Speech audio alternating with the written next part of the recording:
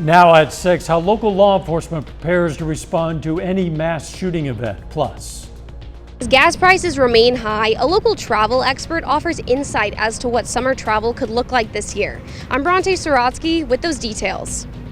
and the Neosho School District reveals the name of their new Performing Arts Center. The 4 states' most watched news starts now. Authorities in Montgomery County, Kansas are still looking for a hit-and-run suspect after they were unable to capture him in an overnight standoff. This is KOAM News at 6. This is an image from the Montgomery County Chronicle of a police vehicle outside an Independence home during that standoff. Independence police were looking for 39-year-old Brian Metzger on a charge of attempted murder. They say last Thursday he intentionally hit another man with a car, then left the scene. According to the Chronicle, police had reason to believe Metzger was in the home last night. The Chronicle says police surrounded the home, but when they searched inside this morning, they could not find Metzger. Authorities are searching for a suspect following a robbery at a Webb City subway. Officials say a man pulled out a gun during the robbery around 8:30 this morning. They say the suspect demanded all of the store's money and left the area in a dark gray vehicle. This is an image, surveillance image. The vehicle pictured looks to be a dark gray Chrysler 300 with dark tinted windows, possibly an Oklahoma license plate. Authorities say no one was hurt during the incident. The prosecutor has charged a suspect in an Aurora, Missouri shooting. Authorities say 22-year-old Cole Walker shot 36-year-old Shannon Goebel after Walker became angry and confronted him at Aurora Inn Motel. They say Walker then fired a handgun at Goebel, striking him in the leg. Officials say Walker left the area and tried to hide the weapon.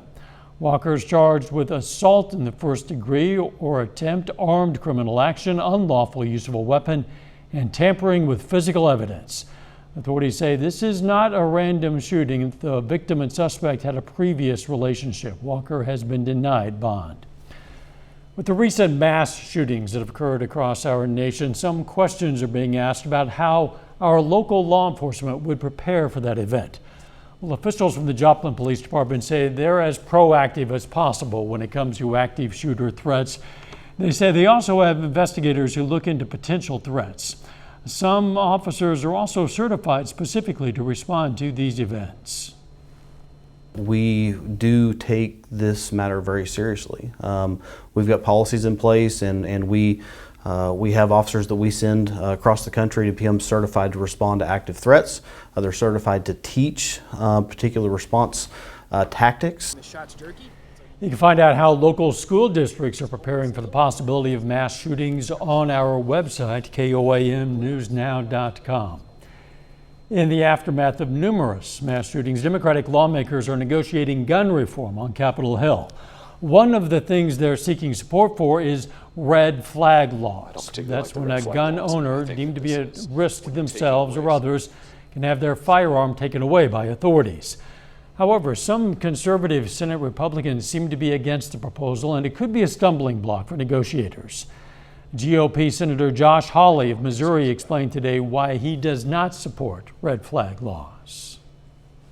I don't particularly like the red flag laws. I mean, I think that this is when you're taking away somebody's Second Amendment rights when they have not yet committed a crime and they're not there to defend themselves. Most of those proceedings are ex parte proceedings, so the defendant's not present, his or her lawyer's not present. I've got a lot of concerns with that.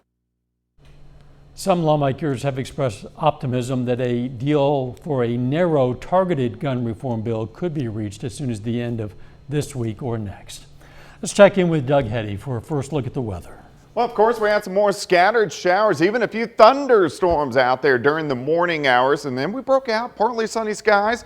We've looked pretty good throughout the afternoon, but you can see a few little isolated little showers and thunder showers, and we're going to see these throughout the evening hours, especially in southwestern Missouri. Just a few little guys trying to pop up, but our main focus is going to be on what happens out here. These showers, these thunderstorms down through Nebraska, eastern parts of Colorado. Eventually a big complex is going to come together and it's going to race across the state of Kansas and head toward us late tonight. Now for the evening hours, besides those isolated little guys, most of us look pretty good. It's heated up. upper 80s to near 90 degrees. We'll drop back through the 80s, 70s, eventually upper 60s. Of course, we're talking rain. We're going to break it down for you here in just a bit. Catch you then. Record high gas prices are impacting everyone hitting the road this summer. You know that. Well, as drivers voice their frustrations, one local travel agent says she's seeing more people traveling than before the pandemic. KOIM's Bronte Sorotsky has more. The Missouri Welcome Center right off of I-44 has seen travelers from all over, all worried about the same issue. A study from the American Hotel and Lodging Association found that roughly 60% of Americans said they would take more trips this year compared to last year, although they found higher gas prices are causing travelers to scale back their summer plans. Hotels are outrageously priced. I don't know why they raised their prices. Travel agent Terry Littleton says despite high prices, she's seen an increase in local residents traveling this summer. A lot of people are traveling. They're fulfilling their dreams or their bucket lists, and even with the price of fuel and everything going up right now, I think more people are concentrating on spending their money on experiences and services. But not everyone is okay with forking over extra money for a summer trip. The prices in fuel for the planes, which in turn is ticket prices to us, ridiculous. We're thinking about not going to Hawaii this year because it's going to be over $1,000 this time. Littleton said the best way to get more bang for your buck, plan in advance. The good thing about booking in advance is you can pay, most of the time if it's a package deal or a cruise, you can put down a deposit and then your final payment's not due for a few more months depending on how far out you're booking, and then that allows people to kind of pay a little at a time and not have to just whip out a bunch of money all at once. And if you are traveling this summer, it may be hard to avoid inflation during your trip. In Joplin, Bronte Sorotsky, KOAM News. Some experts say there is no immediate end in sight to those rising fuel costs. The Neosho School District today formally announced the name of the Performing Arts Center that's currently under construction at the high school. The facility will be named after the legacy donor, Freeman Health System. Freeman donated $1 million toward that project. Other sponsors were also recognized at today's ceremony. Part of the $20 million project is also funded by a tax proposal approved by voters in 2020. School officials say this project will allow band, choir, and show choir students to perform at their best. Well, it just fits our mission, and that is to give our students the greatest opportunity to be successful, regardless of what avenue they choose for that to be. The Performing Arts Center is one of many new upgrades in the school district. Storm shelters were completed at the elementary and middle school, along with the Lazy Boy End Zone facility. Coming up, Fort Scott Community College hosts a ribbon cutting for their new Legacy Center. Plus, the Oklahoma Sooners are competing in the Women's College World Series, and we'll have the highlights. Due to the COVID-19 pandemic, people have seen a rise in scammers pretending to be from government agencies. These scams have targeted a lot of four-staters, it seems. Don't fall for it. The Better Business Bureau is warning people to use caution when contacted by a government agency or if you've being offered a grant for a fee. Scammers might also ask for money in the form of a gift card. One thing the Bureau warns, watch out for the people reaching out to you to apply for a grant. Just like in a sweepstake lottery scam, the first warning sign is that people are reaching out to you asking for you to go ahead and apply. For a real government grant, you should have to go ahead and apply, and you should be the ones asking the question. Also, the Social Security Administration, as well as the Customs and Border Patrols, etc., they're never going to go ahead and message you on Facebook. Find a full list of tips and how to prevent being scammed on our website, KOAMnewsnow.com. The Fort Scott Community College football team was discontinued last fall. Well, now alumni of the former program are opening the Greyhound Legacy Center to honor and celebrate the program that lasted for 98 years. The center has equipment and memorabilia from the team dating back as far as the 1940s. Fort Scott was a town that brought these kids from all over the country, embraced them, fed them, taught them, hugged them, and it's just become a home away from home for a lot of these kids. We're going to hear from a member of the 1962 team tonight at 10.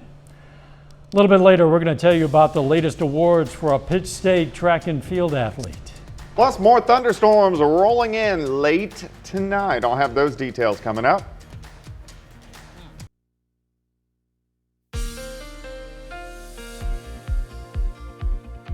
Well, of course, we had some scattered showers and thunderstorms out there during the morning hours, and then again later on tonight, we're going to get more pop-up thunderstorms. Even a few isolated little guys have popped up during the afternoon. That's why you can see our cumulus clouds popping up on our Landers Chevrolet Tower Cam on the southeast side of the city.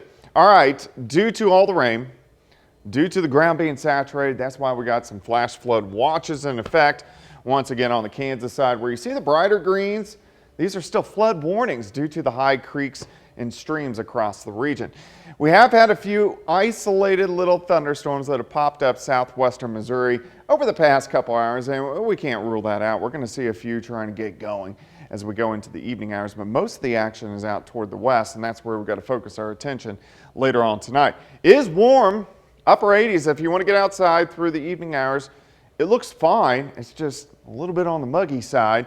Looks good. 7th and range line currently sitting at 87. Winds are pretty much calm, but we have a heat index of 91 degrees. We'll drop back through the 80s, 70s, eventually into the upper 60s a little bit later on tonight. And then we're going to watch these. We're going to track these thunderstorms as they continue to develop. You can see them across central Nebraska, down through eastern Colorado into western parts of Kansas. And that'll be interesting to see how they come together and then eventually get in here, but not till late tonight. So the evening looks fine, a couple isolated little thunderstorms. After about 1:30, 2 o'clock, these are going to be knocking on the door. In our northern counties at first, then you can see them popping up in our southern counties. So a lot of the heart of the four-state area is kind of splitting around you. Thunderstorms to the north. Some of these in our southern counties, stretching back into northeastern Oklahoma, they could really pack a punch. So we do have a low severe threat. If we get anything strong or severe, the main threat here is going to be gusty winds and large hail. All right, we're looking at 5:30 in the morning. We're going to have to see if this band can hold together as it drives in, because this will clip everybody. But look at the storms in our southern counties. So a very loud start. Here's 7 a.m. And then I think by about 9 or 10 in the morning, most of these will skirt to our south. We do have a cold front that is going to roll in during the afternoon, so this will fire up a few additional isolated thunderstorms that will drop through as we go into the afternoon hours. So kind of all over the place for us tomorrow. 65 to start, 74 by noon. Those isolated thunderstorms during the afternoon. High temp right around 80 degrees. Then we get a break. It's a short break, but we get a break. Tomorrow night's going to be fine. Kind of cool. Upper 50s. Thursday looks pretty good. We could get an isolated storm in the afternoon, but I think most of us are going to be dry. High temps right around 80, and then here we go again. So this is Thursday night into Friday morning. This could be a very intense line as it drives through. Some very heavy amounts of rain as well as we head into Friday morning. So a lot to watch. All right, rainfall tonight. We got to see where that band sets up, and then also with the next band. A lot of areas are going to pick up 1, 2, 3 inches of rain, which will cause some flash flooding issues. 80 tomorrow, 82 Thursday, 83 on Friday. Saturday looks great. 82, sunny skies, an isolated storm back in on Sunday, but the heat kind of kicks in early next week with high temps into lower 90s. Yeah, but I'm loving the look of Saturday. Yeah, Saturday Sunshine, looks great. 80s. Yeah. Thanks, Doug. Hey, don't forget, you can be the first to know about today's weather with the KOAM Skywatch weather app. Get severe weather updates sent straight to your phone. Doesn't cost a thing. It's available in the Apple App Store and the Google Play Store. It's the KOAM Skywatch weather app. Jacob here now with sports. The Joplin Outlaws hit the road tonight for the first time this summer. The Outlaws hitting the road to Nevada to face the Griffins. We'll talk about that one. Plus, Athlete of the Year honors for a Pitt State track and field All-American. That story and more coming up next.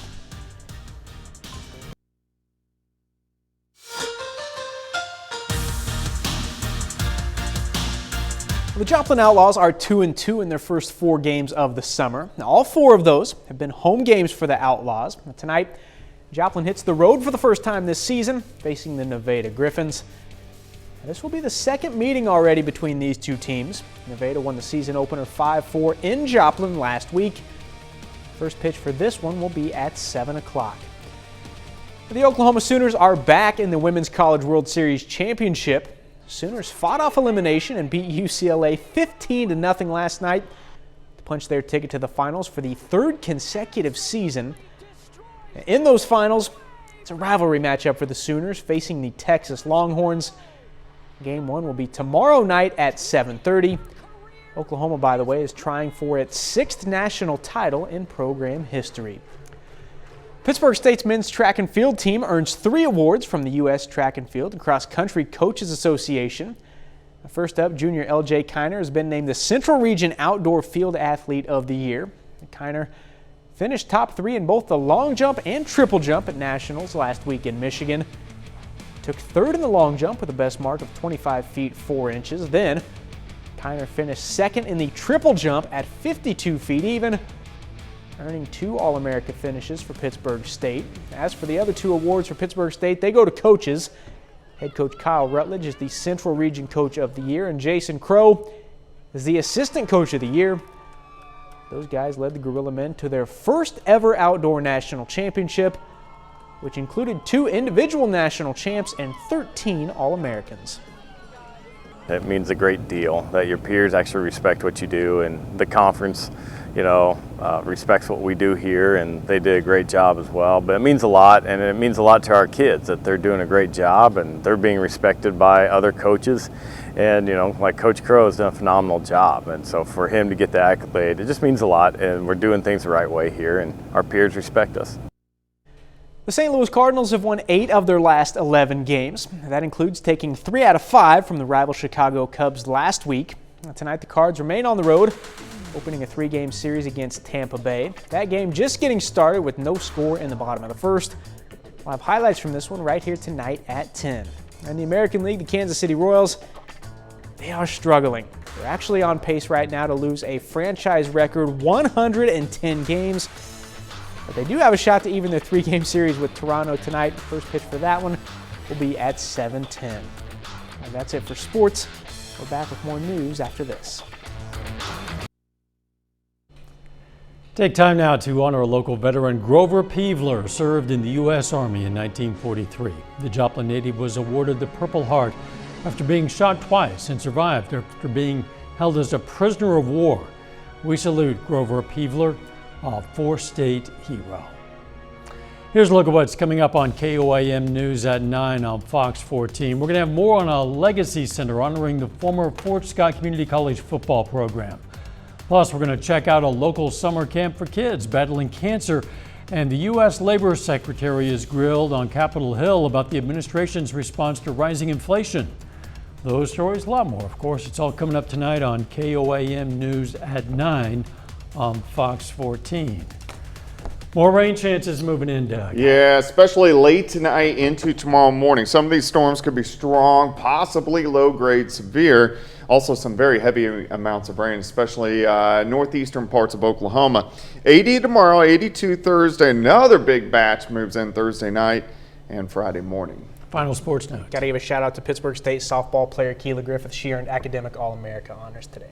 Congratulations. Thanks for joining us. We'll see you right back here for KOAM News at 10. Let's make it a great evening.